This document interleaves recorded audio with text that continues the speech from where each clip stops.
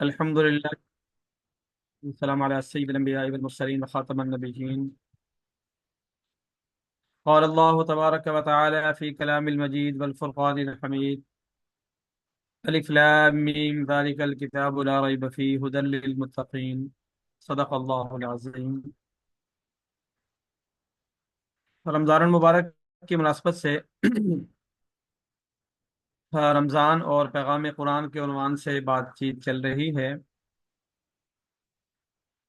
گزشتہ کل ہم نے الف لام میم ذالک الکتاب لا ریب فیہ ہدن یہاں تک بات کی تھی۔ آج جو یہ للمتقین آیا ہوا ہے، اس المتقین پر بات کریں گے کہ قرآن پاک ہدایت ہے متقی لوگوں کے لیے۔ اور متقی لوگ ہیں کون، اور ہم کیا کر کے متقیوں میں شامل ہو سکتے ہیں، اور کیا نہ کر کے کس سے بچ کر ہم متقی لوگوں میں شامل ہو سکتے ہیں، اس پر آج انشاءاللہ بات کریں گے۔ اس میں قرآن کریم یہ بتاتا ہے کہ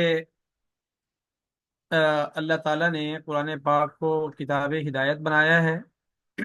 اور ہدایت وہ لوگ پائیں گے جو متقی ہوں گے، اور جو ہدایت پا لیں گے وہ متقی بن جائیں گے۔ قرآن کریم کے مجموعی اگر اسلوب کو دیکھا جائے تو ایک بہت بڑا کانسیپٹ قرآن پاک کا تقوی ہے۔ اور اللہ تعالیٰ نے قرآن پاک میں جہاں کہیں اپنی نعمتوں کا، انعامات کا، جنت کے حقداروں کا ذکر فرمایا ہے، تو وہاں پر یا تو الذین آمنوا وعملوا الصالحات کی تعبیر ہے کہ جو ایمان لائے اور نیک اعمال کیے، یا پھر تعبیر جو ہے وہ متقین کی ہے: اتقوا یتقون ان للمتقین مفازا حدائق واعنابا وکواعب اترابا وکاسا دہاقا، اور الا ان اولیاء اللہ لا خوف علیہم ولا هم يحزنون، اور اسی طرح الاخلاء یومئذ بعضهم لبعض عدو الا المتقون، جنت میں متقی لوگ ہوں گے اور تقوی اختیار کرنے والے جنت میں جائیں گے۔ تو ہمیں یہ سمجھنا ہے کہ تقوی کیا ہوتا ہے، اور ہم متقی بن کر اللہ تعالیٰ کے وہ سارے انعامات اور احسانات کیسے حاصل کر سکتے ہیں۔ تو تقوی کا لفظی معنی ہے ڈرنا اور بچنا، ڈرنا اور بچنا۔ تو اگر ہم اللہ سے ڈرتے ہیں اور گناہوں سے بچتے ہیں تو یہ تقوی ہے، اور اس عمل کے حاصل کرنے پر ہم متقی کہلاتے ہیں۔ اللہ تعالیٰ نے قرآن کریم کے اندر جن اعمال کا ذکر فرمایا وہ بہت زیادہ نہیں ہے، اور اسی طریقے سے جو اللہ تعالیٰ نے یہ فرمایا کہ میرے ہاں سب سے زیادہ عزت والا، اکرام والا کون ہے، فرمایا ان اکرمکم عند اللہ اتقاکم، کہ تم میں سے اللہ کے ہاں سب سے زیادہ عزت والا، احترام والا، مقام والا وہ ہے جو تم میں سے زیادہ تقوی والا ہوگا، گناہوں سے بچنے والا ہوگا، اللہ سے ڈرنے والا ہوگا۔ تو یہاں پر یہ ہو سکتا تھا کہ اللہ تعالیٰ یہ فرماتا ہے کہ اللہ کے ہاں زیادہ عزت والا وہ ہے جو نیک اعمال والا زیادہ ہو، راتوں کو جاگنے والا ہو، زیادہ روزے رکھنے والا ہو، زیادہ تلاوت کرنے والا ہو، یہ اسی طریقے سے زیادہ صدقہ اور خیرات کرنے والا ہو، لیکن نہیں فرمایا، فرمایا کہ اتقاکم، جو تم میں سے زیادہ تقوی والا ہوگا، یعنی اللہ سے زیادہ ڈرنے والا اور گناہوں سے زیادہ بچنے والا ہوگا۔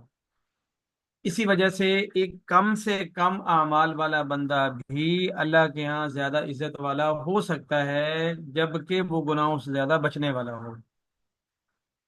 اور اسی طرح بہت زیادہ اعمال کرنے والا اللہ کی نظر میں کم بھی ہو سکتا ہے جو گناہوں سے زیادہ بچنے والا نہ ہو۔ اور اگر گناہوں سے زیادہ بچنے والا بھی ہو اور اعمال بھی زیادہ کرنے والا ہو تو وہ سونے پہ سہاگا ہے، وہ صالح اور متقی بھی ہوگا، اللہ والا بھی ہوگا، گناہوں سے زیادہ ڈرنے والا اور بچنے والا بھی ہوگا۔ اس پیغام کا یہ فائدہ ہے کہ اگر ایک غریب آدمی ہے اور گناہوں سے زیادہ بچتا ہے تو وہ بھی اللہ کے ہاں عزت والا، اگر کوئی امیر اور مالدار آدمی ہے اور اس کے ساتھ ساتھ گناہوں سے زیادہ بچتا ہے تو وہ بھی متقی، اللہ والا۔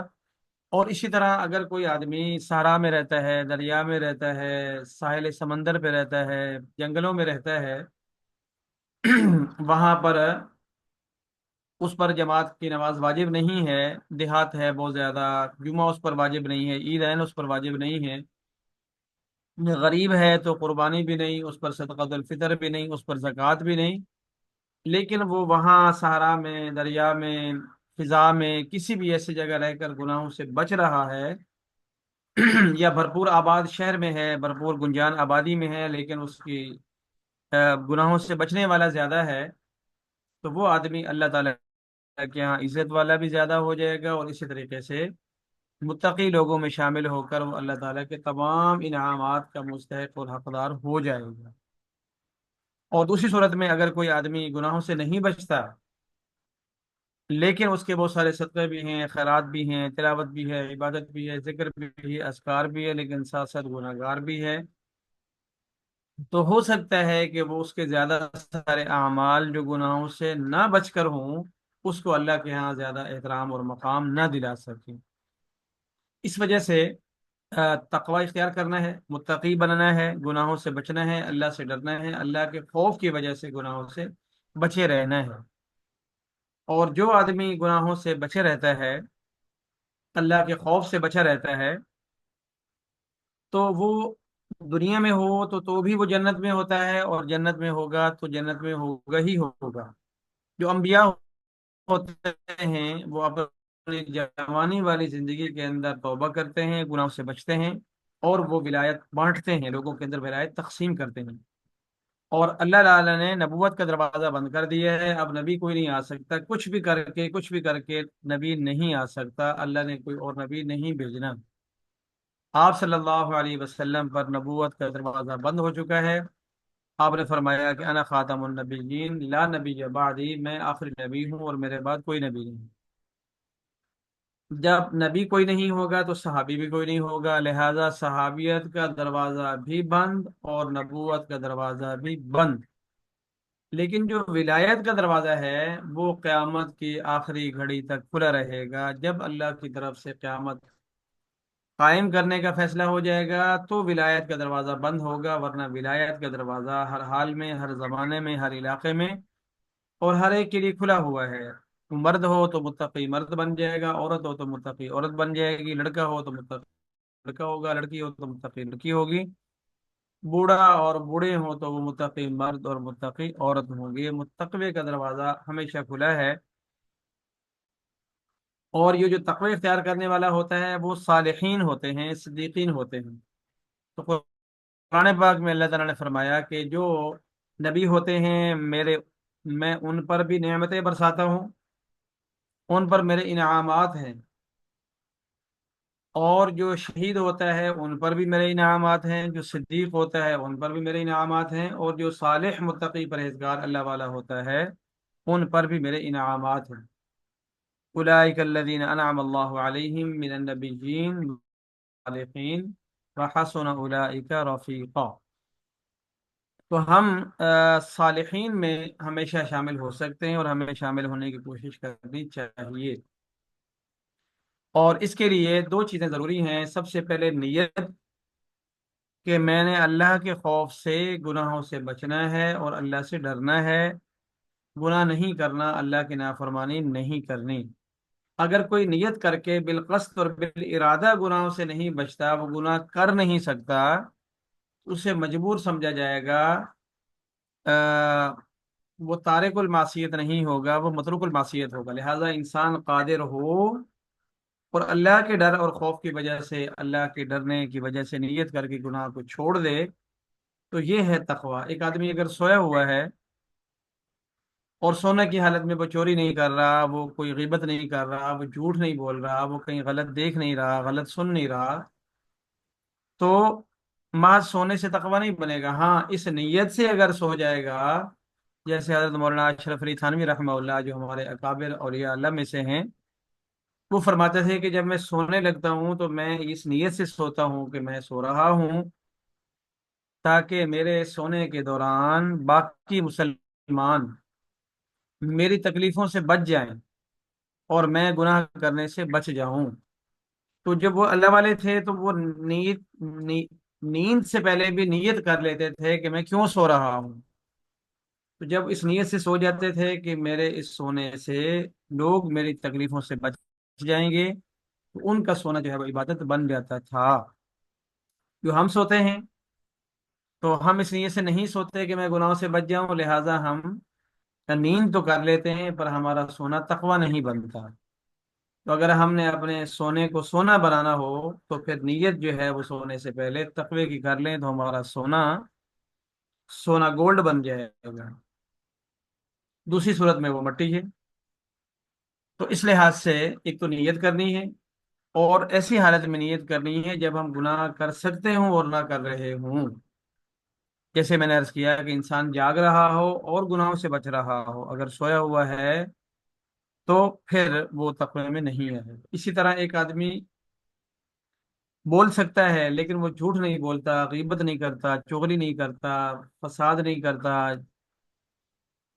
اور اسی طریقے سے واہیات گفتگو نہیں کرتا، گالم گلوچ نہیں کرتا، تو یہ تقوی ہے۔ جب وہ اس نیت سے بچے گا کہ اللہ سے میں ڈر رہا ہوں، اللہ ناراض نہ ہو۔ لیکن ایک عرب اگر گونگا ہے اور وہ کہتا ہے کہ جی میں نے آج تک کبھی کسی کی غیبت نہیں کی، میں نے جھوٹ نہیں بولا، تو وہ مجبور ہے، معذور ہے، اس کا یہ تقوی شمار نہیں ہوگا۔ ایک آدمی کانوں سے بہرا ہے اور وہ کہتا ہے کہ میں نے کبھی گانے نہیں سنے، میں نے کبھی جھوٹ نہیں سنا، میں نے کبھی غیبت نہیں سنی، تو یہ نہیں۔ اسی طرح ایک آدمی اندھا ہے اور وہ کہتا ہے کہ میں کبھی غلط نگاہ نہیں ڈالی، کسی نامحرم کو نہیں دیکھا، میں نے کبھی کسی غلط نیت سے، گناہ کی نیت سے کسی کی طرف نظر نہیں اٹھائی، تو بھائی وہ تو اس کی نظر ہے ہی نہیں۔ تو تقوی یہ ہے کہ ہم دیکھ سکتے ہوں پر نہ دیکھ رہے ہوں۔ اگر ہم خالی کمرے میں ہیں اور ہمارے پاس سوشل میڈیا بھی نہیں ہے، اور میں کہہ رہا ہوں کہ الحمدللہ آج سارا دن میں نے کسی کو غلط نظر سے نہیں دیکھا، تو میرے پاس دکھنے کے لیے تھا ہی کچھ نہیں۔ ہاں ہم بازار میں ہیں اور نگاہ بچا رہے ہیں، ایئرپورٹ پہ ہیں اور نگاہ بچا رہے ہیں، تعلیمی ادارے میں ہیں جہاں مخلوق تعلیم ہے اور اپنے نگاہ بچا رہے ہیں، تو یہ تقوی ہوگا بشرطے کہ اللہ کے خوف کی وجہ سے بچا رہے ہوں۔ اور اگر ہم کسی اور وجہ سے بچا رہے ہیں تو بچ جانا اچھا تو ہے، لیکن اس طرح ہمارا وہ عبادت نہیں بنے گی۔ اس بنا کر جب ہم صبح جاگیں تو نیت کر لیں کہ اللہ آج کے دن جو ہے میں نے آپ کے خوف کی وجہ سے آپ کی رضا کے لیے غلط نہیں دیکھنا۔ صبح جاگے ہیں تو دن بھر ہم نے مارکیٹ میں رہنا ہے، تو ہم نے نیت کر لینی ہے کہ اللہ آج کے دن میں نے آپ کے ڈر اور خوف کی وجہ سے جھوٹ نہیں بولنا، غیبت نہیں کرنی، چغلی نہیں کرنی، گالی نہیں دینی۔ تو اب سارا دن جو ہم انشاءاللہ بچتے رہیں گے وہ سارے کا سارا ہمارا تقوی شمار ہوگا، طہارت شمار ہوگی، ولایت شمار ہوگی۔ تو یہ تقوی ہے۔ اور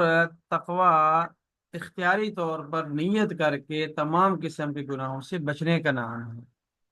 جو اللہ تعالیٰ کے فرائض ہیں ان کو بجا لانا یہ تقوی ہے، جو محرمات ہیں، منع کی ہوئی چیزیں، ان سے بچے رہنا یہ تقوی ہے۔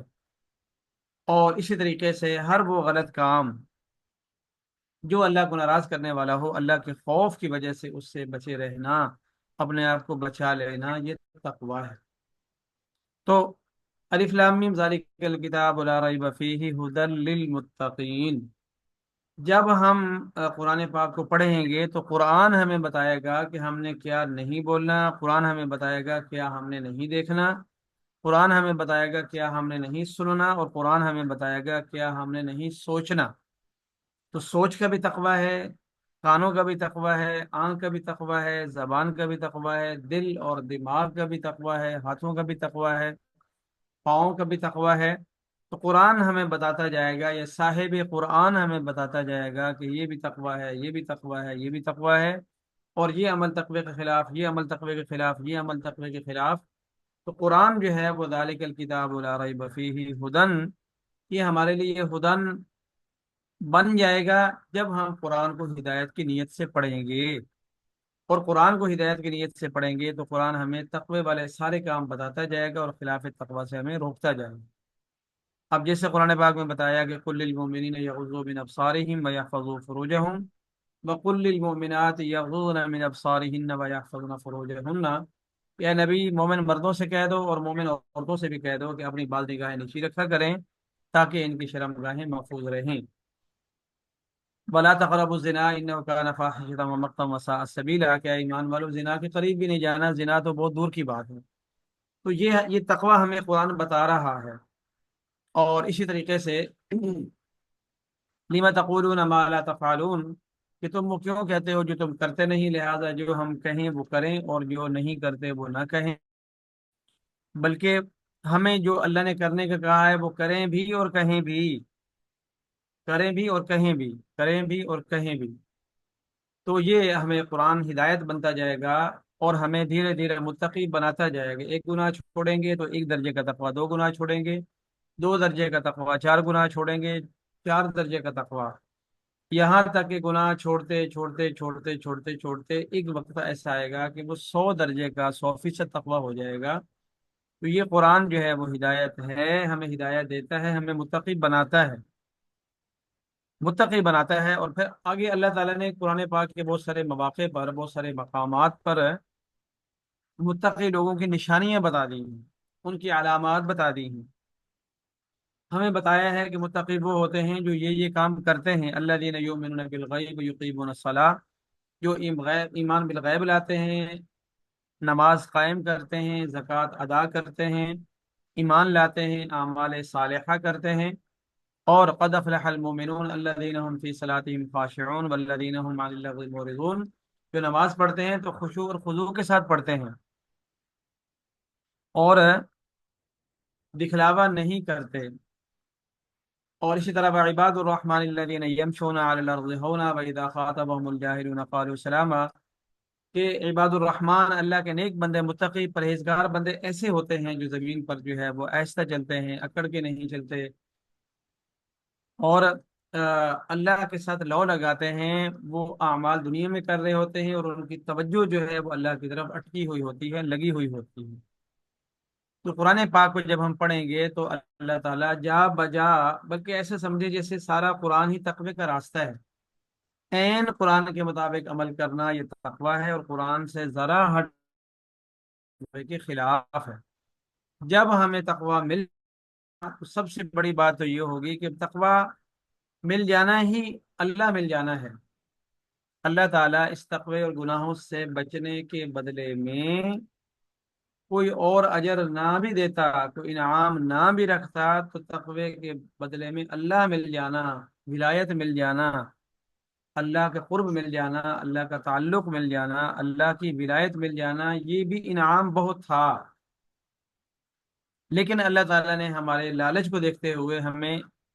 پھلوں کا، پودوں کا، مکانوں کا، درختوں کا، پتوں کا، دودھ کا، شہد کا ہمیں لالچ دیا کہ دیکھیں یہ بھی دوں گا، یہ بھی دوں گا، یہ بھی دوں گا، ان للمتقین مفازا حدائق و اعنابا، ان للمتقین، جو متقی لوگوں کی سب سے پہلے فرمایا ان کے لیے کامیابی ہے، اور اس کے بعد ان کے لیے باغات ہیں۔ جب باغات ہوں گے تو ظاہر ہے وہ بے شمار پھلوں اور پودوں اور ہریالی سے بھرے ہوئے ہوں گے،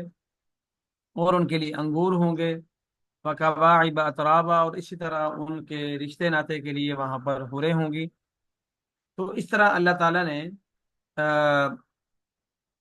متقی لوگوں کے لیے جنات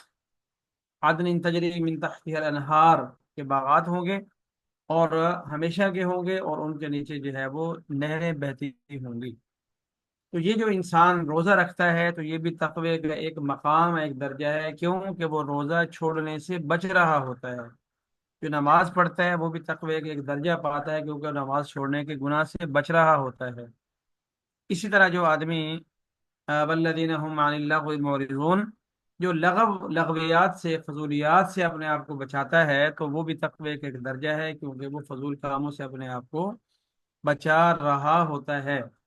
اسی طرح اگر ہم غلط بولتے ہیں اس سے بچتے ہیں، یہ بھی تقوی، اور اگر غیر ضروری گفتگو کرتے ہیں اور اس سے بچتے ہیں تو یہ بھی تقوی۔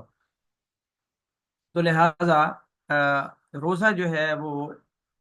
اللہ تعالیٰ نے فرمایا کہ کتب علیکم الصیام کما کتب علی الذین من قبلکم لعلکم تتقون، کہ اے لوگوں ہم آپ پر روزے فرض کر رہے ہیں جیسا کہ پہلے لوگوں پر روزے فرض کیے تھے۔ مقصد یہ ہے کہ لعلکم تتقون، تم تقوی والی زندگی اختیار کر لو، متقی پرہیزگار بن جاؤ۔ تو معلوم ہوا کہ روزے کی روح وہ تقوی ہے۔ تو جو ہدی للمتقین ہے کہ یہ کتاب قرآن پاک لا ریب فیہ ہے اور متقیوں کے لیے ہدایت ہے، متقیوں کے لیے ہدایت ہے۔ اب متقی کیسے بننا ہے، وہ روزہ ہمیں بناتا ہے۔ روزے کی روح، روزے کا مقصد بھی ہمیں متقی بنانا ہے۔ تو قرآن ہمیں تقوی کی ہدایت دے گا، اور روزہ جو ہے وہ تقوی کی تقویت دے گا، طاقت دے گا۔ اس بنا پر ہم نے روزہ ایسا رکھنا ہے جو ہمیں متقی بنا دے۔ اگر ہم نے روزہ رکھ لیا اور ہم متقی نہیں بن پائے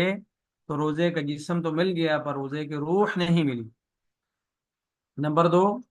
کہ جب ہمیں تقوی نہیں ملا تو پھر قرآن پاک ہمارے لیے ہدایت نہیں بنا۔ تو آج کل کا جو زمانہ ہے، یعنی روزے کا زمانہ، رمضان المبارک کا مہینہ، یہ ہمیں متقی بنانے کے لیے آتا ہے۔ شرط ہے کہ کوئی بننا چاہے تو، کوئی نہ بننا چاہے تو وہ مکہ مکرمہ میں جا کر بھی نہیں بنتا، مدینہ منورہ میں رہ کر بھی نہیں بنتا۔ کوئی بننا چاہے تو فارس سے آ کر حضرت سلمان فارسی رضی اللہ عنہ بن جاتے ہیں۔ حبشہ کا بلال حبشی جو ہے وہ رضی اللہ عنہ میں شمار ہو جاتا ہے۔ لیکن مکہ کے رہنے والے پیغمبر کے خونی رشتہ دار وہ ابو لہب ہوں تو بھی وہ کافر کا کافر ہی رہتا ہے، کیونکہ نیت نہیں کی متقی بننے کی، ایمان لانے کی۔ اور ابو جہل جو ہے وہ ابو جہل ہی مرتا ہے، اس لیے کہ رہا مکہ میں پیغمبر کے ساتھ لیکن مخالفت میں رہا، موافقت میں نہیں رہا، دشمنی میں رہا، محبت میں نہیں رہا۔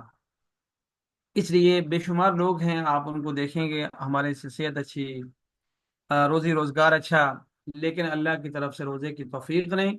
لہذا وہ گناہوں کا بوجھ اپنے اوپر لاد رہے ہوتے ہیں۔ تو ایک تو اللہ تعالی ہمیں روزے کی توفیق دے دے تو ہمیں اللہ کا شکر ادا کرنا ہے،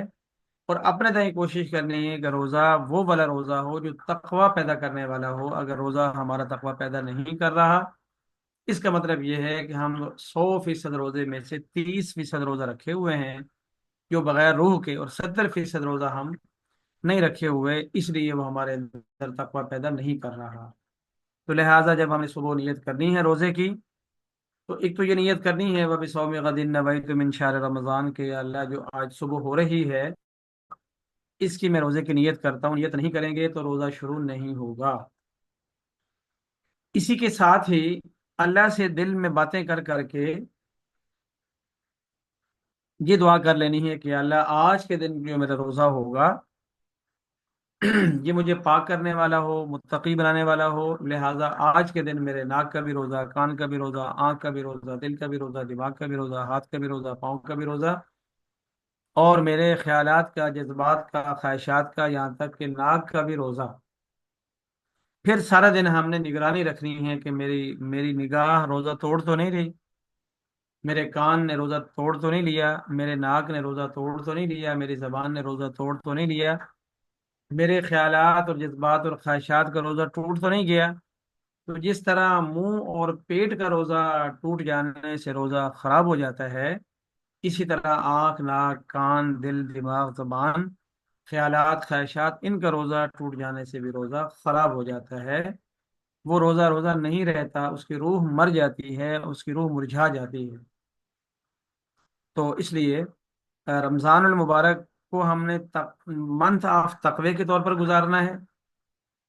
اور تمام وہ ایکٹیویٹی بجا لانی ہے جو تقوی پیدا کرتی ہیں، اور ان تمام ایکٹیویٹیز سے اپنے آپ کو بچانا ہے جو ہمارے تقوی کو خراب کرتے ہیں۔ انشاءاللہ اگر ہم نے رمضان تقوی کے ساتھ گزار لیا تو پھر ذالک الکتاب لا ریب فیہ ھدی للمتقین، یہ کتاب ہمارے لیے ہدایت بن جائے گی اور ہم ہدایت یافتہ ہو جائیں گے۔ اہدنا الصراط المستقیم ہمیں مل جائے گا، صراط الذین انعمت علیہم پر ہم چلنے والے بن جائیں گے، اور غیر المغضوب علیہم ولا الضالین میں ہم شامل ہو جائیں گے۔ اور اگر ایسا نہ ہوا تو پھر یہ ہوگا کہ بھئی ہمارے روزے گنتی میں تو ہو جائیں گے لیکن بے روح ہوں گے، ان کا کوئی فائدہ نہیں ہوگا۔ تو اس وجہ سے اگر بالخصوص اس وقت جو ہمیں مسئلہ درپیش ہے وہ سوشل میڈیا کا ہے کہ ہم موبائل تو کھولتے ہیں قرآن پاک کی تلاوت کے لیے، اچھے بیانات سننے کے لیے، لیکن وہاں ہمارے سامنے ساری خرافات آ جاتی ہیں۔ اس وجہ سے کوشش کریں کہ رمضان المبارک میں قرآن پاک سے ہی پڑھیں، نہ کہ موبائل کی اسکرین سے۔ اور جو دین سیکھنا ہے وہ کتاب سے سیکھیں، نہ کہ ویڈیو کی یوٹیوب سے۔ اور اسی طریقے سے ہم نے جو دینی اعمال یا اخلاقی کردار جاننا ہے وہ کتابوں سے جان لیں، ہم اپنے موبائل کی اسکرین سے نہ جانیں، تاکہ ہماری آنکھوں کا روزہ بھی نہ ٹوٹے۔ آنکھوں تو ساتھ ہی دل اور دماغ کا روزہ بھی ٹوٹتا ہے، اور اسی کے ساتھ کان کا روزہ بھی ٹوٹتا ہے۔ تو یہ موبائل ہمارے جو جتنے اعضاء کے روزے ہیں ان میں سے اکثر کو روزہ تو توڑ دیتا ہے، آ جا کے رہ جاتا ہے پیٹ، تو وہ جو کہ ہم اتنا بھر لیتے ہیں کہ وہ ہم روزہ توڑیں یا نہ توڑیں دونوں صورتوں میں مسئلہ نہیں ہوتا۔ تو بہرحال اللہ تعالیٰ سے مسلسل جو چیز مانگتے رہنا چاہیے وہ یہی کہ یا اللہ مجھے تقوی عطا فرما، تقوی والی زندگی عطا فرما، حیات تقوی عطا فرما، مجھے متقی بنا، متقیوں میں شامل فرما۔ تو جس طرح ایک دعا ہمیشہ اللہ سے مانگنی ہے ہدایت کی، دوسرے نمبر پر ہمیشہ اللہ سے دعا مانگنی ہے خاتمہ بالایمان کی، اور تیسری اللہ تعالیٰ سے ہمیشہ دعا مانگنی ہے تقوی اور طہارت کی، تقوی اور طہارت کی۔ یا اللہ مجھے تقوی عطا فرما، یا اللہ مجھے طہارت عطا فرما، اللہم طاہر قلبی عن غیرک، یا اللہ میرے دل کو غیر اللہ سے پاک فرما۔ تو جو انسان تقوی اللہ تعالیٰ سے مانگتا رہے گا، مانگتا رہے گا، مانگتا رہے گا، مانگتا رہے گا، اللہ تعالیٰ اس کو ضرور تقوی دے دے گا۔ لیکن مانگنا ہم نے اتنا ہے کہ اس سے زیادہ مانگا نہ جا سکتا ہو، اور اپنے مانگنے کو سچا کرنا ہے کوشش کے ساتھ۔ اگر کوشش نہیں کر رہے تو پھر ہمارا مانگنا مذاق بن جائے گا، اور اللہ تعالیٰ مذاق کو بالکل پسند نہیں کرتے۔ تو اللہ رب العزت جو ہمیں تقوی اور طہارت والی زندگی عطا فرمائے، تقوی کی کڑھن، تقوی کی لگن، تقوی کا ذوق، تقوی کا شوق، اور تقوی کی حرص اللہ تعالیٰ ہمیں عطا فرمائے کہ ہر وقت ہم تقوی اپنانے والے بن رہے ہوں اور گناہوں سے بچنے والے بن رہے ہوں۔ تو پھر انشاءاللہ الا ان اولیاء اللہ لا خوف علیہم ولا هم یحزنون کا اعلان ہمارے لیے بھی ہو جائے گا کہ ٹھیک ہے میرے بندے، دنیا میں وقت گزار اچھے لگتے ہو، آؤ آؤ تو صحیح ہمارے پاس، پھر دیکھنا کتنا مزہ آتا ہے۔ یہ جو حدیث پاک میں آتا ہے کہ جب انسان قبر میں جائے گا تو قبر کہے گی کہ دنیا میں جتنے لوگ میرے اوپر زمین پہ پشت پر چلتے تھے سب سے ناپسندیدہ مجھے آپ ہی لگتے تھے، اور افسوس کہ تم میرے پاس آئے ہو، لیکن اب میں تمہیں مزہ چکھاؤں گی۔ اور جو تقوی والا انسان دنیا میں چل رہا ہوتا ہے اس کو زمین کہتی ہے کہ جتنے دنیا میں لوگ چلتے تھے آپ مجھے اچھے لگتے تھے، اب میرے مہمان بنے ہو، میرا سلوک بھی دیکھنا کتنا پیارا ہوگا۔ تو دنیا کی پشت پر، زمین کی پشت پر ہم نے تقوی کے ساتھ رہنا ہے تو قبر میں مہمان بن کے جانا ہے، اور اگر ہم تقوی سے نہ رہے تو قبر ہمیں ایز اے مجرم قبول کرے گی، اور ایز اے مجرم جو ہے وہ ہمارے ساتھ سلوک کرے گی، ہمیں وہ پیستی رہے گی، بیچتی رہے گی، ہماری پسلی اور کمر توڑتی رہے گی۔ اب جب قبر میں یہ حال ہوگا تو کیا ہم یہ امید رکھ لیں کہ بھائی جنت میں سیدھے چلے جائیں گے؟ مشکل ہو جائے گا۔ تو اللہ رب العزت جو ہے وہ ہمیں تقوی کی لگن، تقوی کی کڑن، تقوی کی فکر اور تقوی عطا فرمائے، اور اللہ تعالیٰ جیتے جی ہمیں اولیاء اللہ میں شامل فرمائے۔ اپنے لیے بھی یہ دعا کیا کریں، اپنے اساتذہ کے لیے بھی، اپنے والدین کے لیے بھی، اپنے اہل و عیال کے لیے بھی۔ جب ہم سارا کنبہ متقی ہوں گے تو خاندان کے خاندان، بنڈل آف خاندان جنت میں جائے گا۔ دوسری صورت میں اگر کسی کا بچہ جہنم میں ہو، کسی کے ماں باپ جہنم میں ہوئی، یا ہم خود ادھر ہوئے،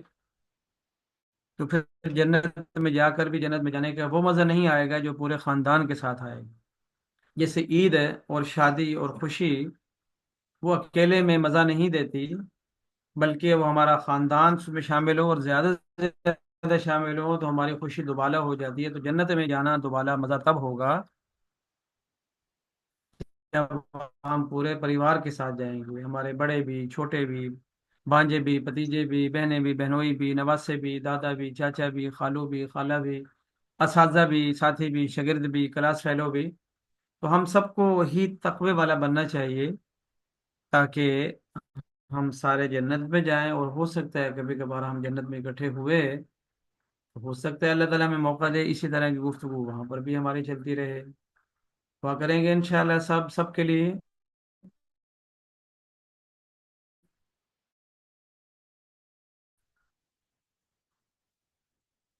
العالمین، یہ ویڈیو ریکارڈنگ آف کر دیں۔